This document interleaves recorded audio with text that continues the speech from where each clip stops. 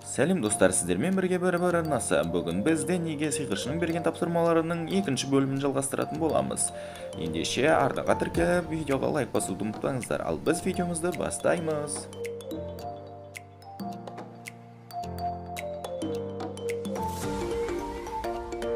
Бенни енді шынайы сиқырлы күшке ие болғандықтан қауіпті тапсырмаға аттанды. Бұл тапсырма бойынша ол бір қорқынышты ескі үйге кірмекші, себебі ол үйдің жанынан өткен велосипедистер жоғалып кетті. Бенни осы жағдайдың анық-қанын білуі керек. Бенни бар батылдығын бойына жинап үйдің ішіне кіреді, бірақ ол жерде ешқандай да елестер жоқ екенін байқайды. Бар болғаны екі қарт ата мен апа ғана бар екен. Олардың айтуы бойынша бұл жерде туристер көбірек болады және де қонақ болып кетеді. Бірақ олар ешқашан да туристерді ұрламаған, бұның барлығы миф дейді.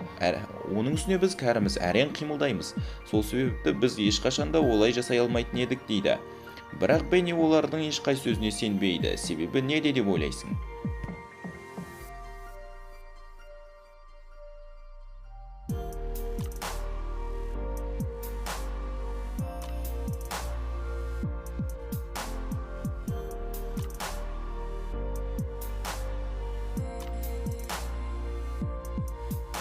Егер де мұқият болған болсаңыздар, мына жерде велосипедшілердің шлемі жатыр. Егер де бұл кісілер әрең қимылдайтын болса, оларға велосипедшілердің шлемі не үшін керек?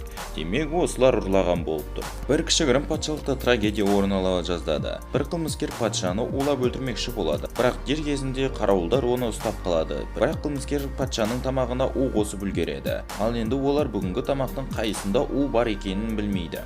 Міне осы сәтте Бенни оларға көмектеспекші болады. Ендеше Бенни мен бірге осы патшаға арналған сорпалардың қайсында улы зат бар екенін анықта. Есіңде болсын, сорпадағы тек бір ғана зат уланған. Қалған екеуінде бар болса, бұл уланбаған деген сөз.